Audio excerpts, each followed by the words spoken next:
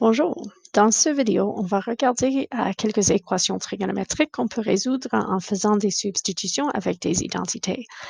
Quand j'ai une équation comme par exemple 2 cosec sinus plus 1 égale 0, c'est normalement plus simple de résoudre une équation si on a un seul rapport. Là, j'ai cosinus et sinus, c'est un peu plus compliqué. Mais je remarque ici que 2 cosec sin x, c'est égal au sinus de 2x. Alors, je peux réécrire cette équation comme le sinus de 2x est égal à plus 1 est égal à 0, ou bien que le sinus de 2x est égal à négatif 1. Évidemment, un angle avec un sinus de moins 1, c'est un angle de 3π sur 2. Alors, je sais que 2x peut être égal à 3π sur 2. Mais je dois considérer ici mon domaine, parce que je veux résoudre sur le domaine pour les valeurs de x qui sont de 0 à 2π. Mais j'ai changé l'argument. Ce n'est plus x, c'est maintenant 2x. Alors, 2x doit être entre 0 et 4π, c'est-à-dire il faut inclure 2 cycles complets. Alors, j'ai 2x peut être égal à 3π sur 2, mais 2x peut aussi être égal à 3π sur 2 plus 2π, une révolution plus tard, ou bien 7π sur 2. Évidemment, 7π sur 2, ce n'est pas dans mon domaine original, mais quand je divise par 2 dans les deux situations, j'ai 3π sur 4 et 7π sur 4. 7π sur 4 est entre 0 et 2π, alors c'est dans le bon domaine. Les deux solutions à cette équation sont donc 3π sur 4 et 7π sur 4. Pour une deuxième équation, on a quasiment le même problème. On a deux rapports différents. Dans ce cas, on a tangente et séquente. Mais on a une identité qui relie les deux. Je sais que 1 plus la tangente carrée de θ est égal à la séquente carrée de θ.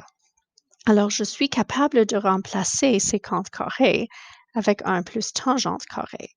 Donc, j'ai 3 fois 1 plus la tangente carrée de θ qui est égal à 2 tan θ plus 4. Là, je n'ai pas changé d'argument, alors je n'ai pas besoin de changer mon domaine. Quand j'isole, je simplifie un peu ici pour mettre dans la forme quadratique. J'ai 3 tan carré θ moins 2 tan θ moins 1, qui est égal à 0. Et ceci, je peux factoriser. So, 3 tan θ, puis tan θ, moins 1 ici, plus 1 là, qui est égal à 0. Alors, je sais que la tangente de θ est égale à négatif 1 tiers, pas un angle spécial, alors il va falloir utiliser la calculatrice ici, où la tangente de θ est égale à 1. Pour celle-là, je peux résoudre. Alors, je vais faire ça rapidement. La tangente est positive dans les quadrants 1 et 3. Là, j'ai un angle de référence de π sur 4. Alors, de cette partie de l'équation, on sait que θ peut être π sur 4 ou 5π sur 4. Dans l'autre situation, j'ai une tangente qui est négative, donc quadrant 2, quadrant 4. Mais pour l'angle de référence, il va falloir utiliser sa calculatrice. Avec ma calculatrice, je trouve que l'arc tangente de 1 sur 3, c'est à peu près 0,322 radians. Ce n'est pas une de mes solutions. Mes solutions sont pi moins cette valeur, qui donne à peu près 2,82. Et pi plus cette valeur, donc à peu près 3,46. Alors, on a 4 solutions ici. Θ peut être π sur 4 dans le premier quadrant, 2,82 dans le deuxième quadrant, 5π sur 4 dans le troisième quadrant et 3,46. Oups, pardon, j'ai fait une erreur ici. Ce n'est pas pi plus le 0,322, c'est 2π moins. Alors, on a 2π moins le 0,322 qui est à peu près 5,46. 9, 6. Ça, c'est plus logique parce que ça, c'est une valeur qui est dans le 4e quadrant. Et ce sont donc les 4 possibilités pour la valeur de θ ici. So, parfois, il va falloir trouver l'angle de référence avec sa calculatrice si ce n'est pas un angle spatial. Et puis, pour terminer notre vidéo aujourd'hui, on va regarder une identité avec un angle double. Alors là, on a juste un seul rapport. On a la tangente dans les deux cas, mais les arguments sont différents. J'ai un argument de 2x et un argument de x. Alors, je vais utiliser l'identité de tangente de 2x pour pouvoir transformer cette équation. Si on se rappelle que la tangente de 2x, c'est 2 tan x divisé par 1 moins tan carré de x plus tan x, ceci est égal à 0. On peut donc manipuler pour avoir une équation juste avec la tangente de x et non pas deux arguments différents. Notez que je veux résoudre ici pour tous les nombres réels. Alors, je vais trouver toutes les solutions dans une période. Pour la tangente, c'est entre 0 et pi. Et puis, on va ajouter les multiples de la période.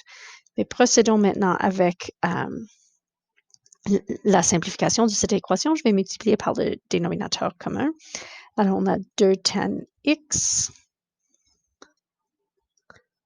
plus tan x moins tan cube de x, qui est égal à 0. Là, on a donc 3 tangentes de x moins tan cube de x égale 0. Et je peux factoriser. So, j'ai la tangente de x fois 3 moins tan carré de x égale 0. Deux possibilités donc, que la tangente de x soit égale à 0. Ceci se produit si x égale 0 ou pi ou 2pi, tous les multiples de pi. Donc, en général, x égale pi n, où n est un nombre entier relatif.